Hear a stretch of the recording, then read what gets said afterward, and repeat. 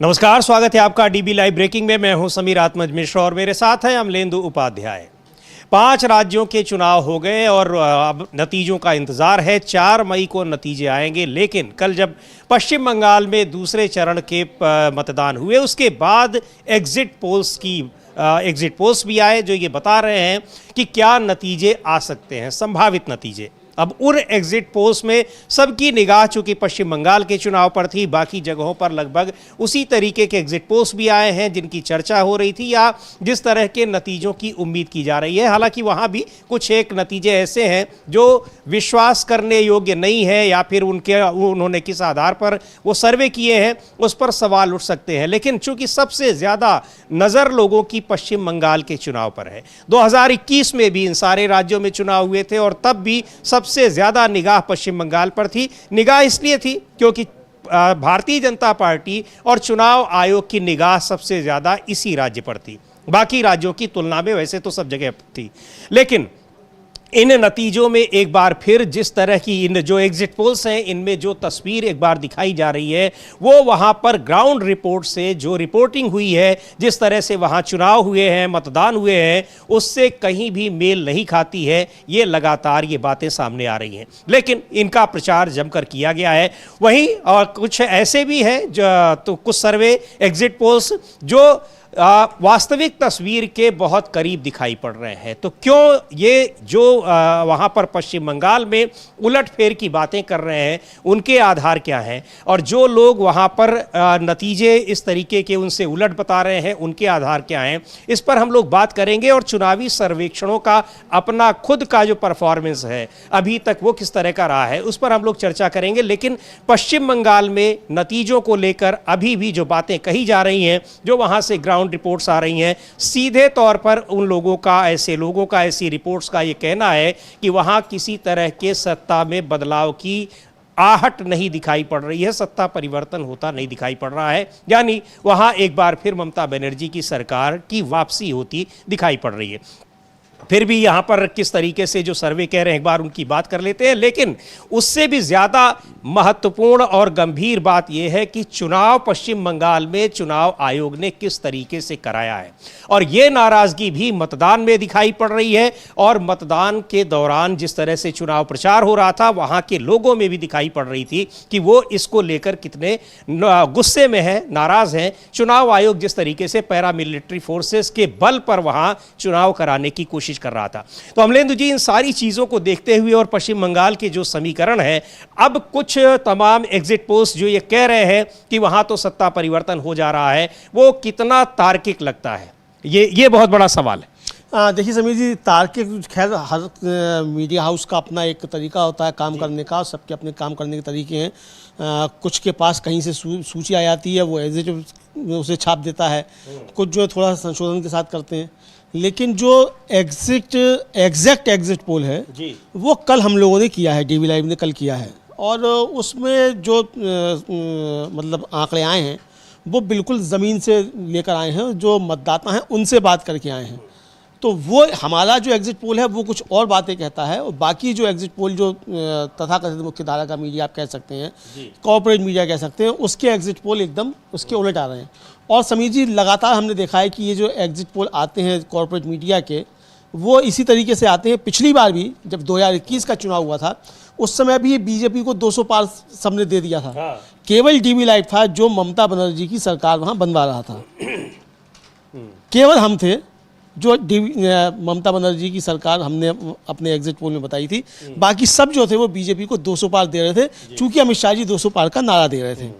तो ये अंतर एक तरीके से, अब वो क्या कारण है कि वो लोग क्यों कह रहे हैं, क्या ज्ञानेश कुमार जी पे ज़्यादा भरोसा है सबको, या इतना इंतजाम कर लिया, जनता इतनी ज़्यादा खिलाफ होगी, क्या इतने वोट जो 90 लाख के आसपास वोट काटे गए हैं, तो 90 लाख के आसपास जो वोट काटे गए वो केवल तृणमूल कांग्रेस के ही वोट कटे हैं क्या, और उसका कोई रिएक्शन नहीं हुआ है क्या? तो अगर ये सब चीज़ें हैं तो ठीक है, उनकी बन सकती। लेकिन जो हम लोगों का सर्वे है वो बिल्कुल एकदम ज़मीन का सर्वे है, और वो जनता से जो मतदाता बात करके आए हैं उनसे बात करके आया है। जी बिल्कुल अमलेंदु जी, ये बताना दर्शकों को बहुत ही जरूरी है कि एग्जिट पोल्स जो पिछले काफी समय से तमाम एग्जिट पोल्स गलत साबित हो रहे हैं, उनके पीछे बड़ा कारण ये है कि वो वास्तव में जो सैंपलिंग होती है ग्राउंड से, तमाम अलग अलग वर्ग के लोगों से बातचीत करके और उसका पूरा विश्लेषण किया जाता है। एक तरीके की वो स्टेटिस्टिक्स है, साइंस है, मैथमेटिक्स है। लेकिन अगर ये कहीं एक जगह से बताए जा रहे हो कि आपको यही आंकड़े देने हैं, उसमें 10, 20, 25 सीटों का हेर फेर करके अगर वो आंकड़े दिए जाते हैं तो कहीं से एग्जिट पोल्स नहीं होते हैं। तुक्के में किसी का नतीजों के करीब पहुंच जाए वो अलग बात है, लेकिन वास्तव में अगर ये किए जाते हैं बाकायदा ग्राउंड से, वहां पर जहां पर चुनाव हो रहे हैं, मतदान के समय अलग अलग तरीके होते हैं, सैंपलिंग के भी और वहां पर इसके विश्लेषण के भी। लेकिन अगर वास्तव में जो कह रहे हैं अमलेंदु जी कि यहाँ पर हमारे अगर डीबी लाइव ने जो सर्वेक्षण किया था वो सही है, तो उसके पीछे बड़ा कारण ये है कि अगर ग्राउंड से सैंपलिंग की जाती है, लोगों से अलग अलग तरह के सवाल पूछे जाते हैं, तो फिर उनके गलत होने की संभावना नहीं होती है। इसलिए ये कह देना कि एग्जिट पोल से ही अब गलत हो रहे हैं, ये सही बात नहीं है, बल्कि एग्जिट पोल्स ग्राउंड में जो प्रक्रिया अपनाई जाती है उस प्रक्रिया को अपनाने की बजाय किसी के कहने पर सीधे सीधे नतीजे बता दे रहे हैं, इसलिए वो गलत होते हैं। आप देखिए 10 साल पहले के तमाम नतीजे हुआ करते थे एग्जिट पोल्स के, वो नतीजों के बेहद करीब होते थे और कहा भी जाता है जो सेफोलॉजिस्ट हैं कि ±5 या 7% से ज़्यादा डिफरेंस नहीं आता है अगर प्रॉपर वे में जाकर जिस तरीके जो एक उसका तरीका होता है, मेथड होता है, अगर उस तरह से किया जाए तो। बिल्कुल बिल्कुल समीर जी, और 2014 से पहले यहाँ भी नहीं इस तरीके से यहाँ कहते, और अमेरिका में अभी भी गलत नहीं होते जी, क्योंकि वहाँ कोई जोशी जी नहीं भेजते हैं। हाँ। पवन खेड़ा जिन जोशी जी की बात करते हैं तो वहाँ वो नहीं भेजते हैं। अब यहाँ पता नहीं, हमें नहीं मालूम, पवन खेड़ा को ज़्यादा मालूम होगा कि कोई जोशी जी भेजते हैं, क्या भेजते हैं वो कहते हैं। लेकिन ये जो एग्जिट पोल होता है, हम लोगों ने देखा समीर जी लोकसभा के चुनाव में भी सबने 400 पार करा दिया था, और हम ही लोग थे जो कह रहे थे कि नहीं बन रही है बीजेपी की सरकार, और हम लोग का बिल्कुल एग्जिट पोल जो था वो लगभग एग्जैक्ट पोल में परिवर्तित हुआ। तो जो चीजें जमीन से आती हैं उनका असर दूसरा होता है, बाकी अलग होता है। बिल्कुल, सत्तारूढ़ पार्टी के नेताओं की घोषणा के आधार पर अगर आप सर्वे बता देंगे, एग्जिट पोल बता देंगे, तो वो फिर ऐसे ही आएंगे। लेकिन अगर एक प्रॉपर तरीके से किया जाए, जो उसकी मेथोडोलॉजी है उस ढंग से अगर किया जाएगा, तो निश्चित तौर पर वो सही, बिल्कुल एग्जैक्ट नहीं हो लेकिन सही के करीब जरूर होता है, और उसमें 5-10 सीटों का ही हेरफेर होता है, 5 से 7% का ये बताया जाता है। बिल्कुल बिल्कुल 5 से 7% का भी, और भी बल्कि कम होता है समझिए, क्योंकि अगर वैज्ञानिक विधि से किया जाए, उस पर कोई दबाव ना हो, तो ये समझा जा सकता है कि जिस तरीके से आता है रिजल्ट, तो उसमें ज़्यादा मतलब परिवर्तन नहीं होता है। तो लेकिन अब यहाँ तो दूसरी तरीके की चीज़ें हो रही हैं, जिस तरीके की चीज़ें देखने में आ रही हैं, उससे समझा जा सकता है कि चीज़ें काफ़ी ज़्यादा ख़राब हैं। लेकिन समीर जी, इसके साथ साथ जो महत्वपूर्ण बात है वो ये है कि जिस तरीके से पश्चिम बंगाल में खास तौर से चुनाव कराए गए, वो एक गंभीर चेतावनी की तरफ संकेत देते हैं। और गंभीर चेतावनी ये है कि क्या आगे से निष्पक्ष चुनाव देश के अंदर होंगे भी कि नहीं होंगे, क्योंकि जिस तरीके से पश्चिम बंगाल में चुनाव कराए गए हैं और उन पर जिस तरीके से विपक्ष आरोप लगा रहा है, और सिर्फ तृणमूल कांग्रेस नहीं समीर जी, इसको लेकर आरोप जो है अन्य विपक्षी दल भी गंभीर आरोप जो हैं वो लगा रहे हैं। तो ये समझा जा सकता है कि जिस तरीके के आरोप लग रहे हैं, इसके बाद ये आशंकाएं बहुत प्रबल हैं, अगर बीजेपी सफल हो जाती है पश्चिम बंगाल में, तो फिर हमको ये उम्मीद छोड़ देनी चाहिए कि आगे देश के अंदर कोई भी चुनाव निष्पक्ष, स्वतंत्र और पारदर्शी होगा। इस तरीके की बातें भी चल रही हैं। बिल्कुल, और जो बड़ी संख्या में अमलिंदु जी जो वोट मतदाताओं के नाम काटे गए हैं, उसको लेकर भी ये कहा जा रहा है कि वोट परसेंटेज बढ़ा, तो पहली बात वोट परसेंटेज बढ़ा है, लेकिन इस वोट परसेंटेज बढ़ने के पीछे एक बड़ी वजह यही है कि ये रिएक्शन बहुत ज़बरदस्त रही पश्चिम बंगाल के मतदाताओं में कि जानबूझकर उनको मतदाता सूची से बाहर किया जा रहा है और आगे उनके तमाम और अधिकार छीने जा सकते हैं। तृणमूल कांग्रेस की नेता है, सांसद है डोला सेन, उनको सुनते हैं वो क्या बता रही हैं इन चुनाव जो कुछ हुआ, 2 चरणों में मतदान हुए हैं उनको लेकर, और जिस तरीके से लाखों लोगों के नाम काटे गए हैं उसको लेकर। चूंकि जो नाम काटे गए, अमलेंदु जी, जब ये लिस्ट आई थी तो बताया गया कि जो परसेंटेज पिछली 2021 के विधानसभा चुनाव में बीजेपी और तृणमूल के बीच जो अंतर था जितने वोटों का, लगभग उतने नाम काट दिए गए थे। तो ऐसा जो सर्वेक्षण आ रहे हैं या उनको जो बताया गया है, उनको ये लग रहा है कि जब उतने नाम काट दिए गए तो इसका मतलब बीजेपी अब उस चुनाव में जीत जाएगी। लेकिन इसके अलावा भी बहुत सारे समीकरण होते हैं, उस पर हम लोग बात करेंगे। एक बार सुन लेते हैं पहले डोला सेन जो तृणमूल कांग्रेस की सांसद हैं, वो क्या कह रही हैं। आज पोलिंग भी खत्म हो गई, सब कुछ हो गया, लगातार एक मैराथन रैलीज भी हुई, सब कुछ हुआ। लेकिन इस बार जिस तरीके की, वैसे तो बंगाल के लोग हमेशा से ही आगे बढ़कर जो है वोट देते हैं और बहुत अच्छा खासा रहता है, लेकिन इस बार रिकॉर्ड ब्रेकिंग जिस तरीके से हुआ, क्या वजह मानते हो? हमको पता है, हमको पता था पहले से ही, पिछले 1 महीना 2 महीना पहले से पता था कि इस बार 10 से 15% वोट ज्यादा होगा, पोल परसेंटेज ज्यादा होगा 10 से 15%, और वही हो रहा है। 13% बढ़ चुके हैं ऑलरेडी, 23rd को भी, आज भी, अब तक अभी भी खत्म नहीं हुआ, बहुत सारे आदमी लाइन में हैं। तो इसका कारण नैरेटिव, बुरा मत मानिएगा, मोदी जी अमित शाह जी की तरफ से और मीडिया की तरफ से जो बोला जा रहा है वो नैरेटिव से हम सहमत नहीं है। इसका कारण ये है कि SIR पे जो हुआ, 1,25,00,000 को पहले डिलीट और एडजुडिकेटेड किया गया, 58 लाख, उसके बाद 7 लाख, उसके बाद 60 लाख एडजुडिकेटेड, तो कुल मिला के 1,25,00,000। ममता जी ने सुप्रीम कोर्ट गए, बहुत लड़े और वो उसके मुताबिक 33 लाख को इंक्लूड किया गया उसके अंदर। तो अभी भी 92 lakh are in the deletion list and adjudication list. तो ये जेन्युइन वोटर जो है 92 लाख, उसके ऊपर एक बहुत मनमानी की तरह, बहुत एक डिसरेस्पेक्ट वाला बात है। वो लोग टेंशन में गए और 225 out of this 92 lakh have been expired. अगर वो ये हो सकता टेंशन में वो सुसाइड भी कर चुके हैं, खुदकुशी कर ली और टेंशन में स्ट्रोक भी हो गए, और उसके अंदर 35 of the government persons, that is BLO। तो ये बहुत खराब हुआ, इतने सारे आदमी का देहांत हो गया ये 2-2.5 महीना में बेवजह ये प्रेशर डालने के मुताबिक, और फाइनली वो 92 लाख को बाहर रख के हमको वोट करना पड़ रहा है। ये बहुत गलत है।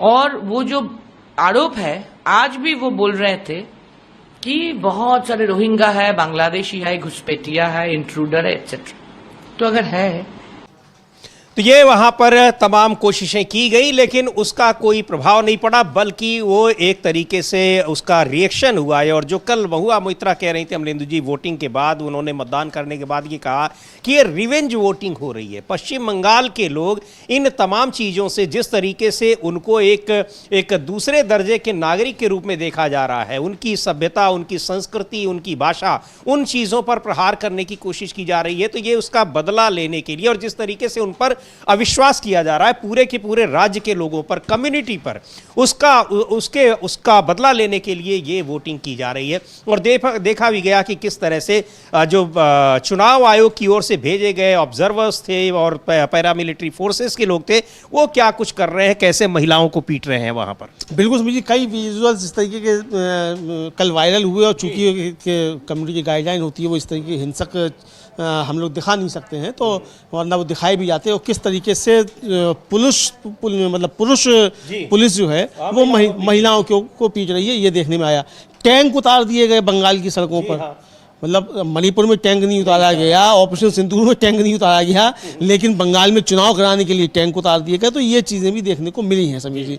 तो ये किस तरीके से कराए गए, तो ये साफ तौर पे आ रहा। ममता बनर्जी कह रही हैं कि 1984 से वो चुनाव लड़ रही हैं, लेकिन इस तरीके की धांधलियाँ उन्होंने अब तक नहीं देखी।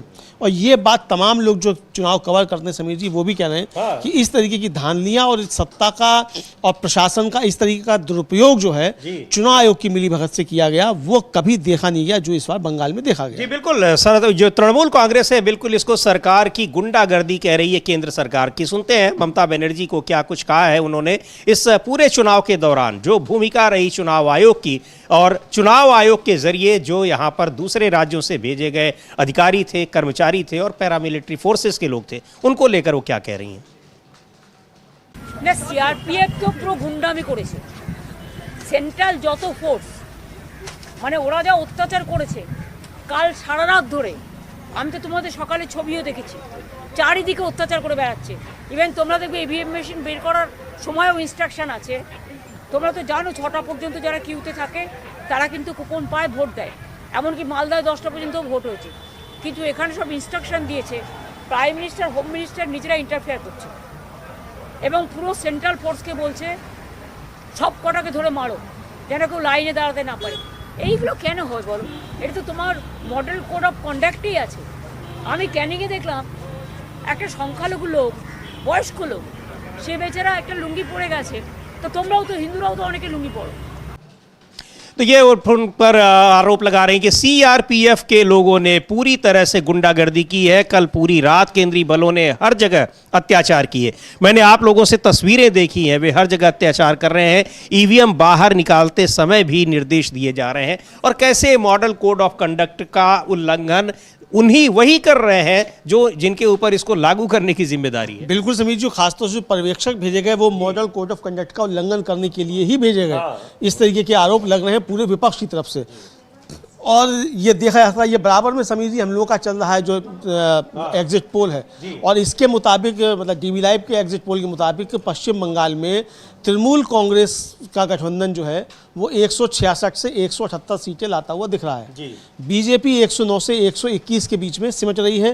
सीपीएम 0 से 4 और इंडियन नेशनल कांग्रेस 2 से 6 और अदर्स जो है वो 0 से 2 के बीच में सिमटते हुए दिखाई पड़ रहे हैं। तो यहाँ स्पष्ट तौर पे ठीक ठाक बहुमत के साथ ममता बनर्जी की सरकार लौट रही है। थोड़ा सा नुकसान पिछली बार के मुकाबले दिखाई पड़ रहा है 2021 के मुकाबले, और वो नुकसान इसलिए है कि चूंकि एसआईआर में जिस तरीके से वोट काटे गए तो इसलिए वो नुकसान होता हुआ दिखाई पड़ रहा है। लेकिन बीजेपी की वजह से कोई मतलब उसका ग्राफ बढ़ गया है इसलिए नुकसान हो रहा है, वो नुकसान दिखाई नहीं पड़ रहा है। एंटी इनकम्बेंसी का वोट जो है वो जाता हुआ दिखाई पड़ रहा है सीपीएम और कांग्रेस की तरफ।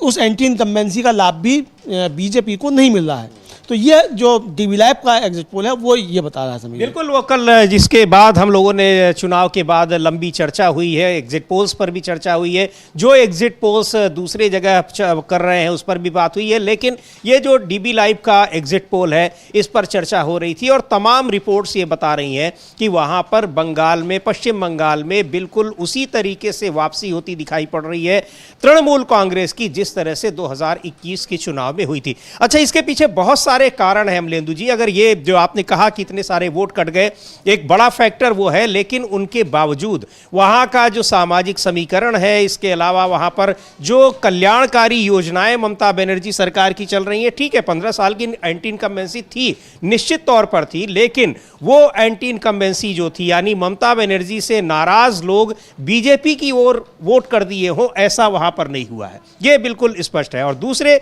जो तमाम उनकी अपनी जो कल्याणकारी योजनाएं हैं उनका फायदा जो बेनिफिशियरी जिसको कहा जाता है कि है महिलाओं के लिए भी, विकलांगों के लिए भी, छात्रों के लिए भी, दूसरे राज्यों में अगर वो वोट सत्तारूढ़ पार्टी को मिल रहा है तो ममता बनर्जी को क्यों नहीं मिलेगा, ये भी अपने आप में बहुत बड़ा सवाल है। हाँ बिल्कुल समीर जी, अगर लाड़की बहन योजना का फायदा बीजेपी को महाराष्ट्र में मिल जाता है, अगर लाडली बहन योजना का फायदा बीजेपी को महाराष्ट्र में मिल जाता है, क्या माँ महतारी योजना का फायदा हेमंत सोरेन को झारखंड में मिल जाता है, तो ममता बनर्जी को बिहार में मिल जाता है, बाकी गए जीविका दीदी जो है वो नीतीश कुमार को मिल जाता है, तो ममता बनर्जी को इसका फायदा क्यों नहीं मिलेगा? ऐसा कौन सा लोकतांत्रिक फार्मूला है कि जिस लोकतांत्रिक फार्मूले से महाराष्ट्र में, मध्य प्रदेश में और बिहार में बीजेपी को फायदा हो जाता है, उसी लोकतांत्रिक फार्मूले से ममता बनर्जी को नुकसान हो जाएगा बंगाल में? ऐसा कौन सा लोकतांत्रिक फार्मूला है? तो ये सवाल समीर जी उठ रहे अच्छा, हैं। दूसरे ये है कि अगर वहां जो अब जा रहे हैं, जो लोग ग्राउंड रिपोर्ट कर रहे हैं, उनको उस तरह महिलाएं बता भी रही हैं कि उनका फायदा है कि नहीं, ये साफ दिख रहा है। अब बड़े हैरानी की बात है कि जो एग्जिट पोल्स इस तरह के लाए गए हैं, उनको ये तस्वीर वहां पर क्यों नहीं दिखाई पड़ रही है, या फिर विवशता रही है। तो ये साफ साबित हो रहा है कि ऐसे एग्जिट पोल्स, इसका मतलब है कि वो वहां जाकर फीडबैक नहीं लिए गए हैं, वो कहीं और से लिए गए हैं। बहरहाल 4 मई को तो सारी चीजें स्पष्ट हो जाएंगी, लेकिन सबसे ज्यादा चर्चा जो अभी भी हो रही है और उसके बाद भी होती रहेगी, वो ये है कि क्या इन सब के बावजूद अगर बीजेपी हार जाती है तो फिर वो किस तरीके से पश्चाताप करेगी। यहां लोकतांत्रिक तरीका जो है, संवैधानिक संस्थाएं और पूरी व्यवस्था की धज्जियां उड़ाकर रख दी गई हैं। एक इतने बड़े राज्य को, इतने महत्वपूर्ण राज्य को बिल्कुल इग्नोर कर दिया गया है, वहां के लोगों को, वहां के अफसरों को, वहां के कर्मचारियों को। इसका प्रभाव आने वाले दिनों में बहुत अच्छा नहीं होगा इस पूरी व्यवस्था के लिए। बिल्कुल समीर जी, अच्छा नहीं होगा। और मान लीजिए हम 1% ये मान लें कि बीजेपी की सरकार बन जाती है, तो आप क्या करेंगे? वहां के सारे राज्य कर्मचारियों को नौकरी से निकाल देंगे। सरकार कौन चलाएगा? सरकार चलती तो सरकारी कर्मचारियों से ही है ना। और आपने उनको अपना दुश्मन बना लिया। भाई वहाँ लंबे समय तक वाम मोर्चे का शासन रहा, तो सरकारी कर्मचारी, और ममता बनर्जी आई हैं 2011 में, तो तब से 2011 से लेकर अब तक कितनी भर्तियां हुई होंगी? पूरे देश भर में ही कितनी भर्तियां हुई हैं। तो जो कर्मचारी भर्ती हुई, वो तो वाम मोर्चे के समय से भर्ती हैं। तो आपने एक तरीके से कहा जाए कि जो वाम मोर्चे के समय में भी अगर भर्ती हुई थी, आपने उन पर भी अविश्वास जता दिया। तो आपको किसी पे भरोसा है ही नहीं। आपको भरोसा किस पे है? अजय पाल शर्मा पे आपको भरोसा है, आपको भरोसा ज्ञानेश कुमार पर है। तो अगर इन पे ही भरोसा, तो क्या ज्ञानेश कुमार ही बंगाल का शासन चलाएंगे? क्या अजय पाल शर्मा ही आप वहाँ के डीजीपी बना दिए जाएंगे? तो ये बहुत सारे सवाल उठने लगे हैं। लेकिन इसके बावजूद इस इवेंट बट्स की बातें हैं। लेकिन समझिए, जिस तरीके से पश्चिम बंगाल में चुनाव कराया गया, ये साफ तौर पर इस बात की आहट है कि फासिज्म अब सपनों की बात नहीं रह गई है। फासिज्म जो है वो अब ज़मीन पर उतर चुका है, और उसका पूर्वाभ्यास जो है वो बंगाल में किया गया है। बिल्कुल, इसको लेकर काफ़ी चिंताएं जताई जा रही हैं। और जो कुछ भी हुआ पश्चिम बंगाल में, जिस तरीके से वहाँ पर पूरी तरह चुनाव की व्यवस्था वो संभाल ली थी केंद्रीय बलों ने, और केंद्रीय यहाँ पर चुनाव आयोग की तरफ से भेजे गए दूसरे राज्यों के कर्मचारियों ने, उसको लेकर बहुत सारा संदेह। चूंकि जो व्यवस्था होती है चुनाव की, वो पूरा नियंत्रित भले ही चुनाव आयोग करता है, चुनाव आयोग के अधिकारी करते हैं, लेकिन ये होते कर्मचारी वही होते हैं, अधिकारी वही होते हैं, वहाँ पर ज़मीन पर जो काम कराने वाले होते हैं राज्य सरकार के ही कर्मचारी होते हैं। वो मतदान में चाहे ये मतदाता सूची बनाने का काम हो, और चाहे चुनाव कराने का, मतदान कराने का। लेकिन यहाँ पर किस तरीके से चुनाव आयोग ने अपनी भूमिका निभाई है, उसको लेकर बहुत सारे सवाल उठ रहे हैं। यहाँ जो तृणमूल कांग्रेस की नेता है शशि पांजा, वो क्या कह रही हैं, एक बार उनको सुनते हैं।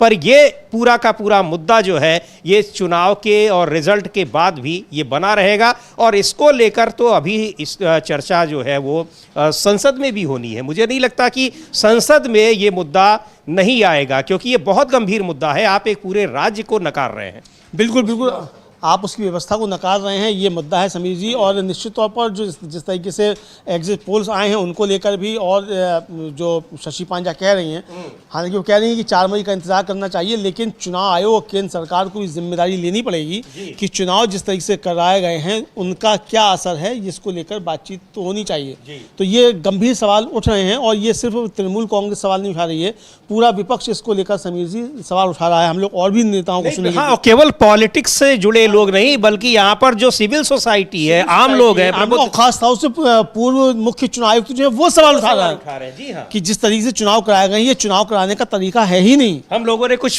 पूर्व अधिकारियों, IAS अधिकारियों के बयान सुनवाए थे, उनकी बातें कही थी कि जो कुछ वहाँ हो रहा है, वहाँ पर केवल आप देखने जाते हैं और वहाँ स्थिति का जायजा लेते हैं, आपको कुछ बोलने का अधिकार नहीं है। वहाँ ये नहीं है कि आप वहाँ धमका रहे हैं लोगों को कि किसको वोट देना है, किसको नहीं देना है। बहरहाल सुनते हैं शशि पांजा क्या कह रही हैं, तृणमूल कांग्रेस की नेता। इलेक्शंस कंप्लीट हो गए, एग्जिट पोल्स आ गए हैं, देखा गया कि इस बार तो कुछ एग्जिट पोल ऐसे हैं जो कि TMC को क्लीन स्वीप दे रहे हैं, तो कुछ बीजेपी को भी दे रहे हैं। इसे कैसे देखते हैं? पहले तो बात है कि इतनी उतावले होने की कोई जरूरत नहीं है। सब 4 तारीख तक वेट कीजिए।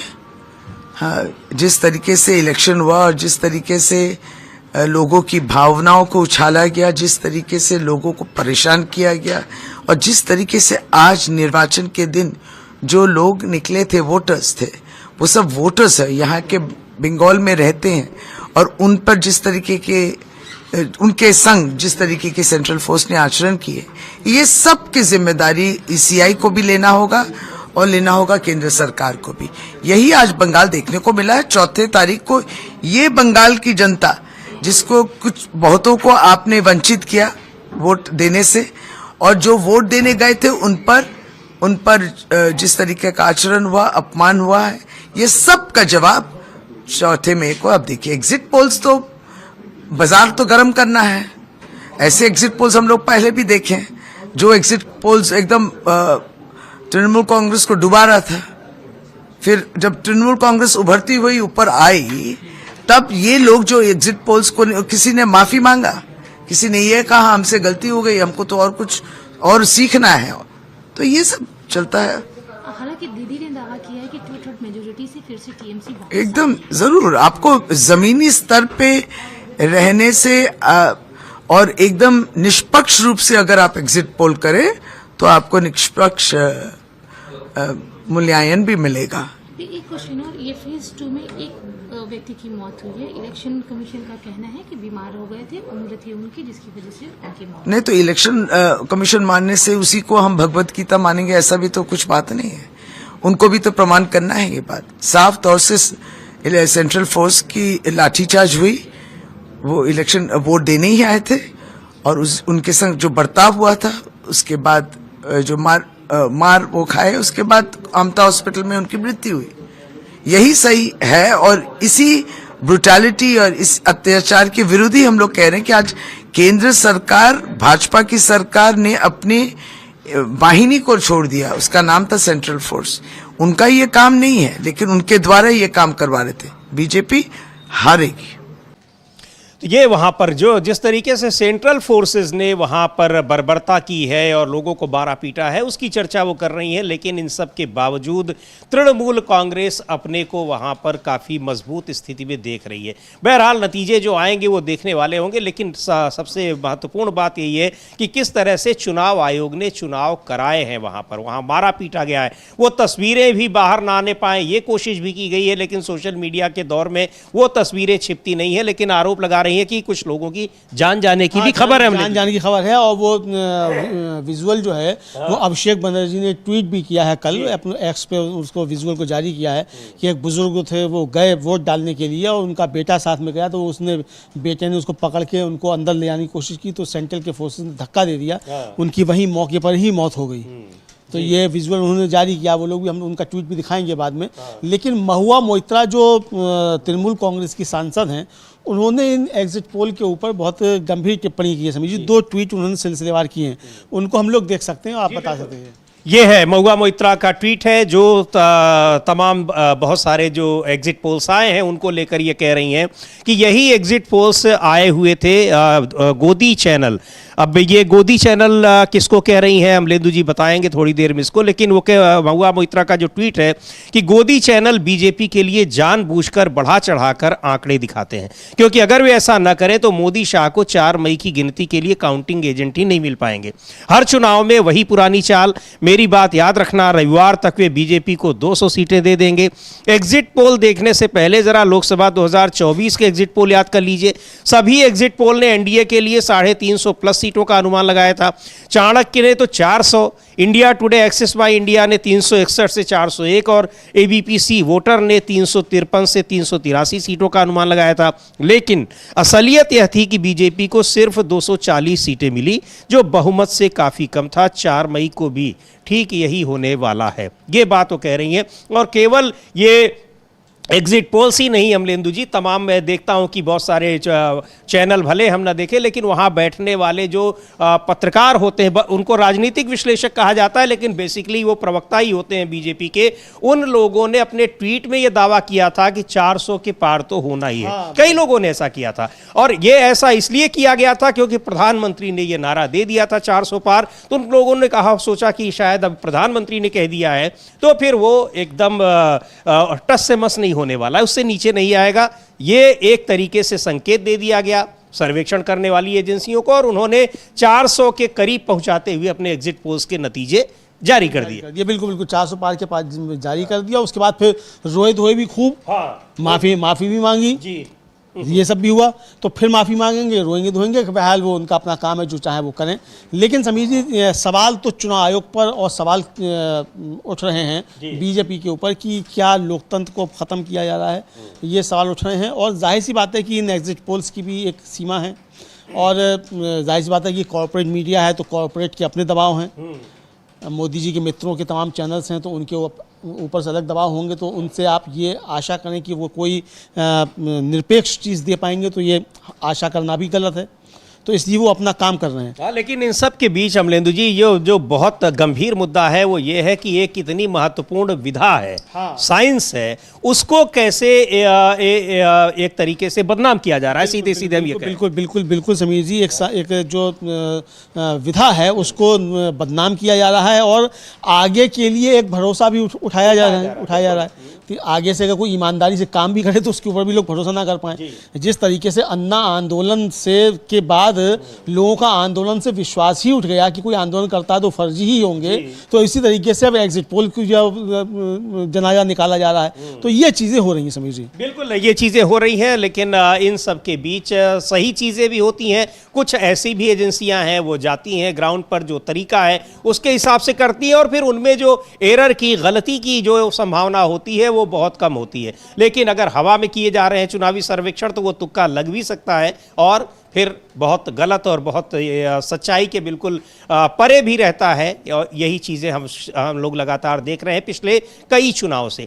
पर पश्चिम बंगाल के चुनाव कई दूसरे मायनों में भी महत्वपूर्ण है। चुनाव और भी राज्यों में हुए हैं, असम में भी हुआ है, तमिलनाडु में भी हुआ है, केरल में भी हुआ है, और पुडुचेरी में भी हुआ है। लेकिन सबसे ज़्यादा चर्चा पश्चिम बंगाल की हो रही है, इसलिए हो रही है कि वहाँ इतनी फोर्स उतार दी थी चुनाव आयोग ने जितनी लोकसभा चुनाव में पूरे देश में उतारी थी, और इसको लेकर भी सवाल उठाए थे तृणमूल कांग्रेस ने। तो क्या कुछ कहना है? लेकिन ये जो हम लोग एग्जिट पोल्स की बात कर रहे हैं, जिसके लिए महुआ मोइत्रा ने कहा कि कोई भरोसा नहीं है, सोशल मीडिया पर भी इसी की चर्चा है। इन्हीं लोगों के, अमलेंदु जी मैं देख रहा हूं कि इन्हीं एजेंसियों के 2021 में किए गए सर्वेक्षण लोग उनको भी टैग करके ट्वीट कर रहे हैं कि भाई तब भी आपने ये कहा था और आज आप ये कह रहे हैं, तो आपकी बातों पर कैसे भरोसा किया जाए। लेकिन क्या कह रहे हैं शशि थरूर, कांग्रेस के सांसद हैं, केरल के हैं, और केरल में भी चुनाव हुए हैं, विधानसभा चुनाव, जहां बताया जा रहा है कि वहां पर यूडीएफ यानी कांग्रेस के नेतृत्व वाला गठबंधन मजबूती के साथ वहां सत्ता में वापसी करता हुआ, सत्ता में आता हुआ दिखाई पड़ रहा है। शशि थरूर को सुनते हैं, एग्जिट पोल्स को लेकर क्या कह रहे हैं वो। Okay, obviously, we don't compete except to win, so we're hoping very much to win. But I will say that exit polls in India have a certain limitation. We are a very complex society. These polls work much better in more homogeneous societies than ours, where you never know whether the sample you are reaching is truly representative. And on top of that, there's an increasing phenomenon pollsters have talked about of people's reluctance to tell people how they voted. One example I was told was that last time in Bengal, I think it was 10 or 12% were reluctant to answer the pollsters' questions. This year it was 60%. So how are you going to get an accurate figure? All I can say is we have our own ways of estimating what people have done. We have talked to observers, we have our own party workers, and we've also talked to the media, people like you who've been out there. And we are very confident we're doing very well in the elections, and I'm looking forward to the results on the 4th. Kiran and I have no misunderstanding with each other. I think that the way this statement came out and was made a big story of with I don't want to blame any particular agency. It is not a big story. I did not imply anything of the sort. We were joking with each other. The session was over. We were leaving. 6-7 of us stood around, chatted for 10-15 minutes. That's all it was, in which people were joking that no one will consider me anti-women, which is true. But at the same time, no one will consider my party anti-women either. We've been led by women, strong women, and we have strongly advocated the Women's Reservation Bill, both back in 2013 when we passed it in the Rajya Sabha, and subsequently we supported it when this government passed it in the Lok Sabha. So we are very much in favor of the Women's Reservation Bill. All that we opposed was the linking to delimitation, which we believe the तो ये कह रहे हैं इसके exit polls को लेकर शशि थरूर की भारत में एग्जिट पोल की कुछ सीमाएं हैं, हमारा समाज बहुत जटिल है, ये पोल ज़्यादा एक जैसे समाजों में बेहतर काम करते हैं। आपको कभी पता नहीं चलता कि आप जिस सैंपल तक पहुंच रहे हैं वो सचमुच पूरे समाज का प्रतिनिधित्व करता है या नहीं। एक बढ़ती हुई प्रवृत्ति है जिसके बारे में पोल करने वालों ने बात की है। लोग दूसरों को ये बताने में हिचकिचाते हैं कि उन्होंने किसे वोट दिया। हमें पूरा भरोसा है कि हम चुनाव में बहुत अच्छा प्रदर्शन कर रहे हैं और नतीजों का इंतजार है। यानी अमलेंदु जी बड़ी महत्वपूर्ण बात कह रहे हैं शशि थरूर कि ये इतना कॉम्प्लेक्स सिस्टम होता है, ये तरीका जो होता है कि आप बहुत बेहतर तरीके से करें तब भी बड़ी मुश्किल होती है, क्योंकि आपको पता ही नहीं चलता कि एक व्यक्ति जो कह रहा है उसकी कम्युनिटी के उसके समाज के या वो जिस वर्ग का प्रतिनिधित्व कर रहा है उस वर्ग के सारे लोग ऐसा ही कर रहे हो। ऐसे में आप बिना बताए सैंपल लाकर रख देते हैं तो फिर उसका क्या नतीजा निकलेगा? बिल्कुल बिल्कुल, उसका सैंपल का कैसे नतीजा निकलेगा ये साफ तौर पे समझा जा सकता है समीर जी। और ये मतलब जो हालांकि फिर हम लोग कहेंगे कि अगर कायदे से किया जाए, ठीक तरीके से किया जाए तो उसके नतीजे ठीक आते हैं। जी हाँ। लेकिन जब वो दबाव होता है कुछ तो फिर वो दूसरी तरीके की बातें होती हैं, तो दबाव के नतीजे अलग होते हैं। तो अभी जो हमको दिखता है वो दबाव के नतीजे ही साफ तौर पर दिखाई पड़ते हैं समीर जी। बिल्कुल, ये कि यहाँ पर बिना किसी ग्राउंड सैंपलिंग के आप जाकर कहीं से सैंपल नहीं ला रहे हैं, आप उसके नमूने नहीं ला रहे हैं और अपने मन से आपने तैयार किया और नतीजे बता दिए, या फिर कहीं से कहे हुए दिए हुए फिगर को आप लाकर बता दे रहे हैं कि ये हमारे एग्जिट पोल के नतीजे हैं। बहरहाल ये सारी चीज़ें साफ हो जाएंगी 4 तारीख को, क्या कुछ होने वाला है। लेकिन ये जब गलत साबित होते हैं तो उससे फिर ये पता लगता है, ये इस सबसे ज़्यादा सवाल इस प्रक्रिया पर उठते हैं कि एग्जिट पोल्स सही होते हैं कि नहीं होते हैं। लेकिन हम फिर बताना चाहेंगे कि अगर एग्जिट पोल्स वास्तव में जो उसका तरीका एक निर्धारित है, जो बताया गया है, एक साइंटिफिक तरीका है, उसके आधार पर किए जाते हैं तो सही सच के बहुत करीब वो दिखाई पड़ते हैं। और माना जाता है पहले जो तमाम सेफोलॉजिस्ट करते थे कि वो जैसे ही मतदान खत्म होता था उनके बहुत सारे लोग पोलिंग बूथ्स पर रहते थे और तुरंत पूछते थे कि क्या, बहुत सारे उनके क्वेश्चनेयर होते थे और ये नहीं कहते थे कि आप हमको बताइए, वो कहते थे कि इन सारी चीज़ों को लिख के आप डाल दीजिए, उसमें पता भी नहीं चलता था कौन क्या कुछ कह रहा है। इस तरीके से सैंपलिंग उसकी होती है, लेकिन यहाँ पर शायद वैसी नहीं होती है, इसीलिए नतीजों में और उसके बाद जो है फिर दीदी का हो जाएगा। तो अब ये है, लेकिन वो खैर दावे अपनी अपनी जगह समझिए। अब तो सब कुछ मत पेटियों में मतलब ईवीएम में ईवीएम बंद है तो मालूम पड़ेगा कि ईवीएम क्या गलती है और किस तरीके से। लेकिन ईवीएम को लेकर भी संदेह काफ़ी ज़्यादा व्यक्त किए जा रहे हैं और ममता बनर्जी को हम लोगों ने सुनवाया ही था। अब वो कह रही है ममता बनर्जी की ईवीएम में भी गड़बड़ियाँ की जा रही हैं, इस तरीके के आरोप भी लग रहे हैं। तो अब अगर ईवीएम में भी गड़बड़ियाँ की जा रही हैं तो लोगों को सतर्क रहना होगा। ईवीएम को लेकर भी बहुत सारे सवाल उठते हैं, तो जैसा कि लोकसभा चुनाव के दौरान लोग सतर्क रहे, उसके बावजूद काफ़ी जगह पर गड़बड़ियों की बातें आरोप अभी तक लगते रहते हैं। बहरहाल ये देखना पड़ेगा कि किसको क्या कहना है। लेकिन रोहित पवार हैं समीर जी, एनसीपी शरद पवार के विधायक महाराष्ट्र से, अब वो कहते हैं कि जब चुनाव शुरू हुए तो एसआईआर के जरिए लगभग 90 लाख लोगों के नाम हटा दिए गए और इसे रद्द कर दिया या अलग श्रेणी में डाल दिया गया। तो यानी 15% मतदाताओं की कमी के बाद भी अगर आप वहाँ किसी से भी बात करें, अगर आप मुंबई के लोगों से पूछें, बंगाल के लोग जो यहाँ काम कर रहे हैं, अगर आप उनसे भी पूछें तो हर कोई यही कहेगा कि ममता दीदी ही। हाँ, चूंकि बड़ी संख्या में वहाँ के लोग भी मुंबई में रहते हैं, महाराष्ट्र में रहते हैं। सुन लेते हैं एक बार रोहित पवार क्या कह रहे हैं कि इतने सब के बावजूद वहाँ के नतीजे, ये सब करने के बावजूद चुनाव आयोग ने जो कुछ किया, और जैसा कि एक सभा में अरविंद केजरीवाल ने कहा था कि इन सब के बावजूद अगर हार जाते हैं तो क्या प्रधानमंत्री इस्तीफा देंगे, तो वो चीज़ 4 तारीख को पता लगेगी। लेकिन इन सब के बावजूद जो परिणाम संभावित हैं उसके बारे में लोग क्या कह रहे हैं, सुनते हैं रोहित पवार को क्या कह रहे हैं। देखो, जब इलेक्शन शुरू हुआ था एसआईआर के माध्यम से करीबन 90 लाख लोगों का नाम ये कैंसिल तो किया गया था या अलग कैटेगरी में डाला था, मतलब उनको वोटिंग के लिए वहाँ पे संधि नहीं दी गई। 91 लाख वोटर्स कम होने के बाद, मतलब 15% मतदार कम होने के बाद भी अगर आप किसी से भी वहाँ पे बात करो, या मुंबई में जो बंगाल के लोग यहाँ पे काम कर रहे हैं उनको भी अगर आप पूछोगे तो सभी का कहना है ममता दीदी चलेगी। तो वहाँ पे जो सरकार आएगी ममता दीदी की खुद की आएगी या कांग्रेस के साथ उनकी सत्ता, मतलब भाजपा की सत्ता वेस्ट बंगाल में नहीं आएगी, इतना सारा कोशिश करने के बाद भी। और दूसरी बात, ऐसा कौन सा स्टेट इलेक्शन है जहाँ पे देश के होम मिनिस्टर 15-20 दिन वहाँ पे जाके रहते हैं, तो कहाँ ना कहाँ तो भी बीजेपी को भी पता चल गया कि उनकी हार अभी शुरू हो गई है, इसलिए उन्होंने बहुत सीरियसली वो इलेक्शन लिया है। खुद 15-20 दिन अमित शाह जी वहाँ पे थे, तो अभी वहाँ पे अगर निकाल बीजेपी के खिलाफ जाएगा जो हमको लगता है, तो अभी बीजेपी का डाउनफॉल शुरू हो गया, ऐसे हम कह सकते हैं। तो ये बड़ी महत्वपूर्ण बात कह रहे हैं रोहित पवार कि ये नतीजे बीजेपी के भविष्य के लिए भी बड़े महत्वपूर्ण हैं कि अगर वहाँ इन सब के बावजूद चुनाव हार जाते हैं और जैसा वो कह रहे हैं कि ये चीज़ें, ये तस्वीर वहाँ पर होती हुई दिखाई पड़ रही है, तो फिर क्या होगा बीजेपी का डाउनफॉल। बहुत बड़े सवाल उठेंगे अमलेंदु जी। अभी तक तो केवल प्रधानमंत्री नरेंद्र मोदी पर ही उठ रहे थे, लेकिन जिस तरह से वहाँ कैंप किया था गृह मंत्री अमित शाह ने, तो अब सीधा सीधा जो एक मोर्चा खोला जाएगा उनके खिलाफ खोला जाएगा। वैसे भी बीजेपी में इस समय बहुत एक बड़ी बहस छिड़ी हुई है और टसल चल रही है कि नंबर 2 वाली, और उसमें एक दावेदार अमित शाह भी हैं। तो ये चुनाव उनके और पार्टी के भी भविष्य को बहुत हद तक तय करेगा। बिल्कुल बहुत हद तक तय करेगा समीर जी। और अगर बीजेपी सरकार नहीं बना पाती है या 150 सीटें भी नहीं ला पाती है, हाँ। उस परिस्थिति में भी तब फिर अमित शाह के ऊपर, पार्टी के अंदर और मोदी के ऊपर, दोनों के ऊपर सवाल उठने लग जाएंगे कि जिस तरीके से आपने ज्ञानेश कुमार की मदद से, चुनाव आयोग की मदद से, केंद्रीय पुलिस की मदद से सब कुछ आपने हथकंडे अपना लिए, उसके बावजूद अगर आप सरकार नहीं बना पाते हैं, तो जैसा कि अरविंद केजरीवाल ने कहा है कि तब क्या प्रधानमंत्री नरेंद्र मोदी इस्तीफा दे देंगे? तो दे भले ही ना दें, लेकिन ये मांग तो उठने ही लग जाएगी कि आप इतनी सब गड़बड़ियों के बाद भी अगर सरकार नहीं बना पा रहे हैं, तो ये एक बड़ी चुनौती बीजेपी के लिए बनके होगी।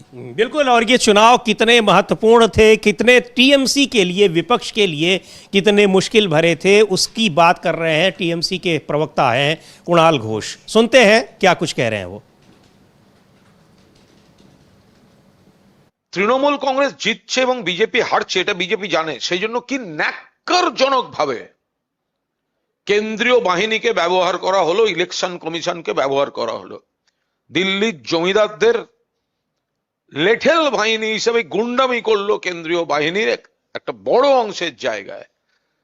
একজনের মৃত্যু হয়েছে, বাচ্চা এবং মহিলাদের গায়ে হাত তুলেছে। বহু জায়গায় যেখানে তৃণমূল কংগ্রেস বিপুলভাবে জিততে চলেছেন, ভোটটাকে স্লো করিয়ে দিয়ে মানুষকে দীর্ঘক্ষণ দাঁড় করিয়ে রেখে হয়রান করা হয়েছে। ফলে নিশ্চিত পরাজয় বুঝে যে ন্যাক্কারজনকভাবে কেন্দ্রীয় বাহিনীকে দিয়ে আক্রমণ করিয়েছে, সেটা কখনো করিয়েছে সাতগাছিয়ায় বাচ্চাকে মেরেছে, কখনো উদয়নারায়ণপুরে 81 বছর বয়স্ক পূর্ণচন্দ্র দলুই মারা গিয়েছেন। तो कह रहे हैं कुणाल घोष कि ये कभी एक राजनीतिक मुकाबला नहीं था, बंगाल की आत्मा के लिए लड़ाई थी, हमारे लोगों के अधिकारों, हमारी धर्मनिरपेक्ष ताने बाने की पवित्रता और हमारी भाषा, हमारे खान पान और हमारी जीवन शैली की रक्षा के लिए एक संघर्ष था। बीजेपी ने पूरे बंगाल में केंद्रीय बलों को तैनात कर दिया, जिन्होंने दिन भर भाड़े के सैनिकों की तरह मनमानी की, मतदाताओं को डराया धमकाया और मतदान प्रक्रिया में बाधा डाली। उन्होंने महिलाओं पर लाठीचार्ज किया, बच्चों पर हमला किया और यहाँ तक कि एक बुजुर्ग व्यक्ति की हत्या कर दी जो ठीक से चल भी नहीं पाता था। ये बीजेपी का बंगाल पर युद्ध था, लेकिन जनता का संकल्प अटूट है। सहज और निडर होकर बंगाल की जनता ने से इस सरकारी संरक्षण प्राप्त गुंडागर्दी को चुनौती दी है। आज उन्होंने बंगाल विरोधी बाहरी तत्वों के खिलाफ एक निर्णायक और करारा जनादेश दिया है। बंगाल ने अपनी बात कह दी है। ये बड़ी महत्वपूर्ण बात है अमलेंदु जी कि किस तरह से जो ये कह रहे हैं और हम लोग चर्चा कर भी रहे हैं, वहाँ के लोग ये बता रहे हैं कि उनकी अपनी खान पान, जीवन शैली, संस्कृति, भाषा, इन सब पर इनके खिलाफ वहाँ पर एक बदला लेने की भावना से वोटिंग की गई है और उस पर और आग में घी डालने का काम किया चुनाव आयोग ने कि बंगाल के लोगों पर ही पूरा का पूरा अविश्वास जताया कि ये लोग नहीं, जो फोर्स भेजी जाएगी वही का यहाँ पर काम करेंगे, वही लोग वहाँ पर चुनाव कराएंगे। ये सारी चीज़ें वहाँ पर जो एक द्वंद्व चल रहा था बंगाली और बाहरी का, उसमें एक और नुकसान पहुँचाया है बीजेपी को इस चुनाव आयोग के इस फैसले ने। बिल्कुल चुनाव आयोग के इस फैसले हालांकि वो फैसला उसका था कि वो किसका था ये भी सवाल है किसका था, लेकिन नुकसान पहुंचाया समीर जी। और सबसे बड़ी कि चुनाव कैसे लड़े जाते हैं, कैसे जीते जाते हैं, तो भाई ये चीज आप ही को थोड़ी आ गई, आपने दूसरों को भी बता दिया है। जब अब आप ये देखिए, तमाम लोग यही कह रहे हैं कि अगर यही काम किया हो, इसका 10% भी कांग्रेस की सरकारों ने किया होता तो ये तो फल फूल भी नहीं पाते, और वो सच्चाई है। और समीर जी सबसे बड़ी बात ये कि बेशर्मी फिर आप ही थोड़ी ओढ़ सकते हैं, दूसरा भी ओढ़ सकता है। तो आप तो बेशर्मी अब ओढ़ रहे हैं, दूसरा का इसका जरा सा भी 10% हिस्सा भी या 5% हिस्सा भी बेशर्मी ओढ़ लेगा तो आपका तो काम वैसे ही तुम्हारा समाप्त हो जाएगा। आज भी आपको जो है वो जनता तो वोट देती नहीं है। आप सड़क पर निकल कर किसी व्यक्ति से बात कर लीजिए, वो सीधे सीधे ये कहेगा कि जनता तो इनको वोट देती ही, इनके वोट कहाँ से जाते हैं। तो अगर ये दूसरे लोगों को जरा भी मौका मिल गया तो फिर ये आपके लिए और ज़्यादा दिक्कतें पैदा होंगी। बहरहाल समीर जी, हर दल का अपना अपना एक राजनीतिक कल्चर होता है और काम करने का एक तरीका होता है। तो बीजेपी का वो अपना राजनीतिक कल्चर है।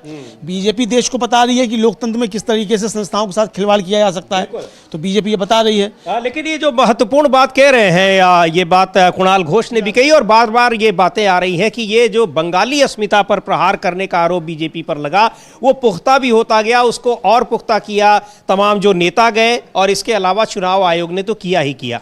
और बड़ी संख्या में लोग महाराष्ट्र में दूसरी जगहों पर रहते हैं। हम लोगों ने देखा, अमलेंदु जी, कैसे ट्रेनों में भरकर, बसों में भरकर वो जा रहे थे, और उन सब लोगों का यही कहना था कि हम किस वजह से जा रहे हैं। एक बार सुनते हैं शिवसेना के प्रवक्ता हैं आनंद दुबे, वो क्या कह रहे हैं। वही बात रोहित पवार भी कह रहे थे, और इसी तरह से आनंद दुबे भी कह रहे हैं कि जो लोग यहां से गए हैं, उन लोगों का वहां जाकर इतनी दूर वोट डालने का मकसद क्या था। सुन लेते हैं आनंद दुबे को। पश्चिम बंगाल का जो है आखिरी चरण का चुनाव आज है। पहले चरण में भी जो है बम्पर वोटिंग की गई थी, क्या कहना चाहेंगे? सबसे पहले तो पश्चिम बंगाल की जनता को धन्यवाद देते हैं कि आप भारी तादाद में निकलकर घरों से वोट दे रहे हैं। 142 सीटों के लिए आज मतदान हो रहे हैं और शाम तक एग्जिट पोल भी आने शुरू हो जाएंगे। 4 मई को नतीजे आ जाएंगे। तो हमें लगता है कि बहुत अच्छी लड़ाई ममता दीदी ने वहाँ लड़ी है, कांटे की टक्कर हुई है।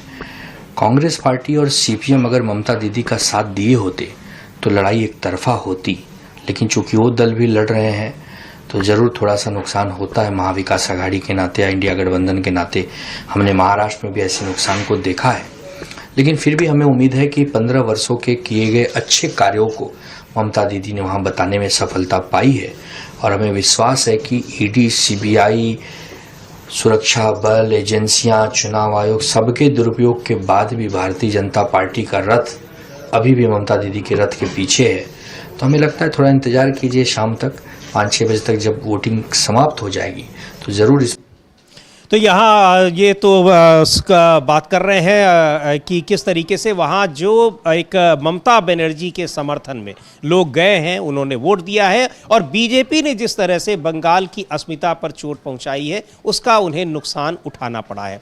और ये बात लगातार हो रही है, और पूरा का पूरा जो चुनावी मुद्दा था वो तृणमूल कांग्रेस ने उसी के इर्द गिर्द रखा, और उस मुद्दे में, उस चुनावी एजेंडे में बीजेपी बुरी तरह फंसती चली गई। वो चाहे वहाँ पर प्रधानमंत्री का खुद जाकर फुटबॉल खेलना हो और जो कुछ करना हो, या फिर सबसे बड़ी बात तो ये कि जिस तरह से मांस मछली खाते हुए वहाँ के तमाम नेता दिखाई पड़ रहे थे, हाथ में मछली लेकर वहाँ घूम रहे थे। ये सारी चीज़ें बैकफायर की हैं बीजेपी के नेताओं के लिए। ये स्पष्ट तौर पर वोटिंग पैटर्न पर भी दिखा है। महिलाओं का वोटिंग परसेंटेज अमलेंदु जी ज़्यादा रहा है, और ये साफ तौर पर दिखाई पड़ रहा है कि महिलाओं ने बढ़ चढ़कर वहाँ पर ममता बनर्जी के पक्ष में वोट किया है। हाँ बिल्कुल समीर जी, ये खबरें हैं कि महिलाएं जो हैं वो एक तरफा जो है वो ममता बनर्जी के पक्ष में गई हैं। ये इस तरीके की बातें भी निश्चित तौर पर सामने आ रही हैं। और तृणमूल कांग्रेस जो है वो पूरी तरीके से एक कहा जाए मुतमईन है कि ममता बनर्जी फिर से लौट कर आ रही हैं, चौथी बार सरकार बना रही हैं ममता बनर्जी। ये है सौगत राय हैं। बीजेपी हैट्रिक लगा रही है। हाँ, बीजेपी हैट्रिक लगा रही है हार की। जी, बीजेपी हैट्रिक लगा रही है हार की अंडर 100। तो ये चीज़ें आ रही हैं। सौगत राय हैं, सांसद हैं तृणमूल कांग्रेस के, उन्होंने भी समीर जी अपनी बात कही है, और सौगत राय को भी हम लोग सुन सकते हैं कि सौगत राय जो हैं वो क्या कह रहे हैं। वो जो है वो चुनाव आयोग को लेकर काफ़ी नाराज हो, कह रहे हैं कि चुनाव आयोग की भूमिका जो है वो बीजेपी के साथ षड्यंत्रकारी की भूमिका रही है। तो सुनते हैं सौगत राय को क्या कह रहे हैं।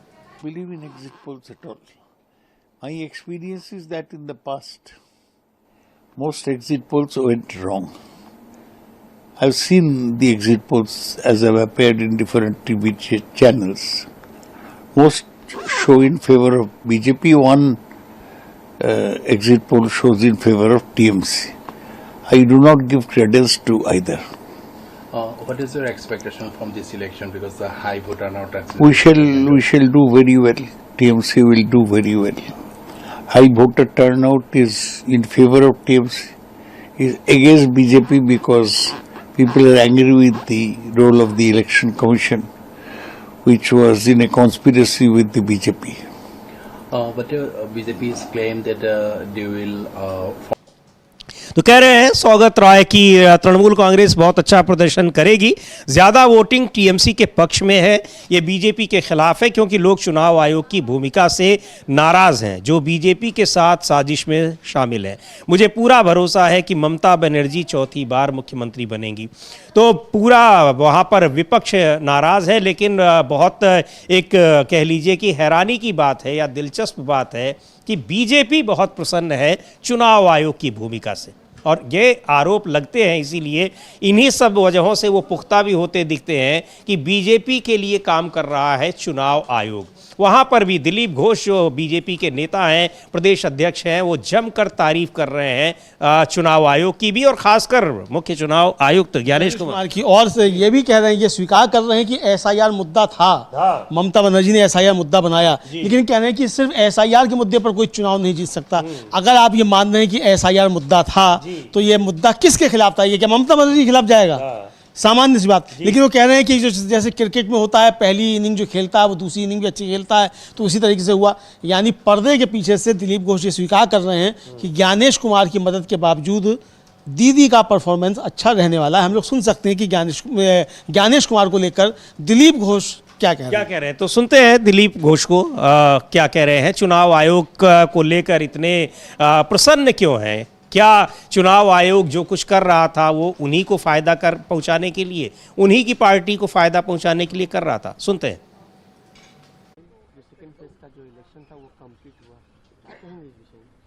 ना वो क्रिकेट का जैसे फर्स्ट इनिंग्स सेकंड इनिंग्स होता है ना, जो जीतने वाला टीम दोनों इनिंग्स अच्छा खेलता है, इसलिए फर्स्ट पार्ट में जो हुआ था फर्स्ट फेज में, सेकंड फेज में उसी का ही कंटिन्यूएशन था। इतना परसेंट में वोटिंग, विशेषकर कोलकाता आसपास के लोग वोटिंग करते कम, कल ताबड़तोड़ वोटिंग हुई 88%। ये तो मैंने ऐतिहासिक था। मैंने बोला था कि गणेश कुमार ने बहुत बड़ा चैलेंज ली है 2 फेज में चुनाव करने का, अगर इसको ठीक ठाक कर देते हैं तो एक ऐतिहासिक चुनाव होगा। ये सब मान रहे हैं कि ऐतिहासिक चुनाव हुआ। जनता की सहयोग, प्रशासन, पुलिस और कमीशन सब मिल करके जो वोट किया है बहुत अच्छा है, सबको धन्यवाद है। मुख्यमंत्री को देखा नहीं गया था इससे पहले चुनाव में हर पोलिंग स्टेशन पर जाने, लेकिन कल देखा गया कुछ अलग जहाँ हर पोलिंग स्टेशन मुख्यमंत्री खुद पहुंचे। मजबूरी है। आप ममता बनर्जी इतना सभा करते हैं, इतना, लेकिन उनके पास इशू एक ही था, एसआईआर। 15 साल राज करने के बाद क्या किया वो बोलने का लायक नहीं थे, और क्या बाकी करेंगे वो भी नहीं है, केवल एसआईआर। तो एसआईआर को इशू बना के कोई चुनाव नहीं जीत सकता है, वही हालत उनकी हुई है। कल भी देखा गया भाटपाड़ा बैरकपुर इलाके में या भवानीपुर कैमरा व्हाट्सएप কি হয়েছে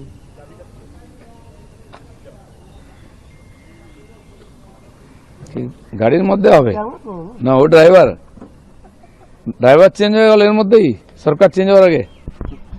कल भवानीपुर भाटपाड़ा में देखा गया कई घटनाएं घटी, वहां पर सेंट्रल फोर्स पहुंचे और जो लोग जो प्रॉब्लम कर रहे थे बूथ जैमिंग का कोशिश कर रहे उनसे भी बरसा नहीं। भाटपाड़ा बैरकपुर इलाका कोई नई बात नहीं, वहाँ एक उत्तेजना प्रवण स्पर्शकातर इलाका है, सेंसिटिव, हर बार होता है। लेकिन जो बात होती थी, मर्डर होता था, कई लोगों की जाने जाती। इस बार की चुनाव सबसे बड़ी बात है, एक भी किसी का जान नहीं गया है, ये सबसे बड़ा अचीवमेंट है। जो बदमाशी करते हैं वो प्रोफेशनल है, वो सीपीएम के समय भी करते थे, अभी भी प्रयास किया है, लेकिन वोट में कोई व्यवधान नहीं आया है, ये सबसे बड़ी बात है। कई बाहर कुछ भी करे, चिल्लाए, ममता बनर्जी हार चुकी है, इसलिए उनके लोग बुखला गए थे, तो थोड़ा बहुत हल्ला करने का प्रयास किया, लेकिन बहुत कड़क ढंग से उसका और समाधान भी किया चुनाव कमीशन और सेंट्रल फोर्स ने। काउंसिलर को पकड़ कर जेल में डालना, गाड़ी में चढ़ना, चौराहा में उठा कर चमका रहे थे जो बैठ करके, उनको डंडा मार के निकालना, ये कहाँ देखे हम लोगों ने? यही एंटी सोशल टाइप के लोग ही तो यहाँ चुनाव को संभालते थे।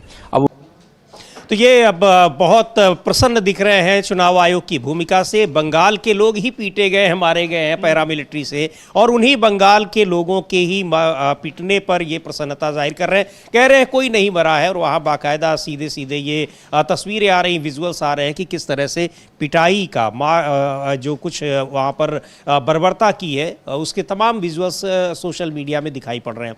बहरहाल चुनाव आयोग की अब इतनी प्रशंसा अगर कर रहे हैं तो फिर क्यों विपक्ष का ये आरोप बिल्कुल सही साबित होता है कि बीजेपी और चुनाव आयोग में जबरदस्त मिलीभगत। हाँ, ये मतलब मिलीभगत क्या है, अब तो बाकायदा चुनाव आयोग भी ये बात दिखाने की कोशिश करता है कि हाँ हम उसी लिए काम कर रहे हैं। चुनाव आयोग तो खुद कह रहा है कि हम तृणमूल कांग्रेस को समझाएंगे, वो तो खुद ट्वीट करके कह रहा है। मतलब चुनाव आयोग ट्वीट करके कह रहा है कि तृणमूल कांग्रेस को हम सबक सिखाएंगे। तो अब आप समझ सकते हैं कि मतलब एक पार्टी बीजेपी के गठबंधन में चुनाव आयोग भी शामिल है, यानी एनडीए में चुनाव आयोग शामिल हो गया है। तो ये यही कहा जा सकता है। लेकिन समी जी, महत्वपूर्ण प्रश्न यही है कि अगर चुनाव आयोग के एनडीए में शामिल होने के बावजूद बीजेपी चुनाव हार जाती है बंगाल में, तब मोदी जी क्या करेंगे और ज्ञानेश कुमार जी क्या करेंगे, अमित शाह जी क्या करेंगे? क्या तीनों लोग अपने अपने पदों से इस्तीफा देंगे, हलफनामा देकर जो है इस्तीफा देंगे, या राष्ट्र से माफ़ी मांगेंगे, क्या करेंगे? तीसरा विकल्प तो कोई है नहीं। तो बहरहाल ये 4 मई को मालूम पड़ेगा। बिल्कुल 4 मई को मालूम पड़ेगा क्या कुछ नतीजे आ रहे हैं। एग्जिट पोल्स का भी पता चलेगा कि वो खुद पास हुए हैं या फेल हुए हैं। लेकिन यहाँ जिस तरीके से विपक्ष के नेता ममता बनर्जी को चुनाव जीतने की अभी से बधाई दे रहे हैं वो बहुत महत्वपूर्ण है। अखिलेश यादव समाजवादी पार्टी के नेता हैं, यूपी के पूर्व मुख्यमंत्री हैं, उन्होंने भी एक ट्वीट किया है और ममता बनर्जी की तस्वीर को पोस्ट करते हुए लिख रहे हैं कि दिलों को जीत कर जीत रही हैं दीदी। पश्चिम बंगाल की सौहार्द प्रिय जनता ने जिस तरह भाजपा की सांप्रदायिक राजनीति को हराने के लिए जमकर वोट किया है वो सराहनीय है। दीदी और बंगाल को संविधान और लोकतंत्र बचाने की मुहिम में बढ़ चढ़कर हिस्सा लेने के लिए बधाई। भाजपा की साजिशें हारेंगी, ये लिखा है अखिलेश यादव ने। यानी यहाँ भी फिर संविधान और लोकतंत्र की बात आ रही है। चूंकि पूरी की पूरी संवैधानिक व्यवस्था ही खतरे में दिखाई पड़ रही थी, ये विपक्ष का आरोप था। और जिस तरीके से चुनाव आयोग वहाँ दूसरे राज्यों के कर्मचारियों के जरिए और पैरामिलिट्री फोर्सेस के जरिए एक तरीके से बीजेपी के पक्ष में काम करने का दबाव बना रहा था, वो तस्वीरें भी दिखाई पड़ी हैं, सीआरपीएफ के लोग पर्चे बांटते हुए भी दिखाई पड़े हैं। वो सारी चीज़ें ये बता रही कि कैसे इस देश का जो एक संघीय ढांचा है उसको खतरे में डालने की साजिश की जा रही है। बिल्कुल समझिए, खतरे इस संघीय ढांचे को खतरे में डालने की कोशिशें जारी हैं और उस कोशिशों में काफ़ी हद तक कामयाब होते हुए नजर भी आते हैं। क्योंकि जिस तरीके से आप बताइए, एनआईए वहाँ सड़कों पे होमगार्ड की तरीके से खड़ी हुई है। एनआईए यानी होमगार्ड के जवानों की तरीके से एनआईए तैनात की गई है और सड़कों पे टैंक ऐसे लगाए जा रहे हैं जैसे कि पीआरडी के जवान, हम लोग क्या होता है ना, प्रांतीय रक्षक दल, होमगार्ड से भी नीचा एक दल होता है, तो उस प्रांतीय रक्षक दल की तरीके से टैंक जो है वो गश्त कर रहे हैं। लेकिन कल जिस तरीके से वहाँ सेंट्रल की फोर्सेस ने समीर जी तांडव मचाया है, उसका एक विजुअल जो है वो अभिषेक बनर्जी जो तृणमूल कांग्रेस के सांसद हैं उन्होंने पोस्ट किया था। वो विजुअल तो हम मतलब नहीं दिखाएंगे, लेकिन उनका ट्वीट जो है वो हम जरूर दिखाएंगे। और क्या लिखा है उन्होंने, ये वो क्लिक रहे हैं। अभिषेक बनर्जी का जो ट्वीट है, उन्होंने उस विजुअल को टैग करते हुए लिखा है कि अमित शाह के अधीन केंद्रीय बल बीजेपी की निजी सेना बन गया है। बंगाल की जनता पर छोड़े गए लाइसेंसी गुंडों का एक गिरोह। उदय नारायणपुर में एक बुजुर्ग व्यक्ति अपने बेटे के साथ वोट डालने गए, बिना सहारे चल पाने में असमर्थ होने के कारण उनके बेटे ने उन्हें बूथ के अंदर ले जाने में मदद करने की कोशिश की। केंद्रीय बलों ने दोनों को धक्का दिया और उनके साथ बदसलूकी की। बुजुर्ग व्यक्ति वहीं पर गिर पड़े, उन्हें तुरंत आमता अस्पताल ले जाया गया, जहां पहुंचते ही डॉक्टरों ने उन्हें मृत घोषित कर दिया।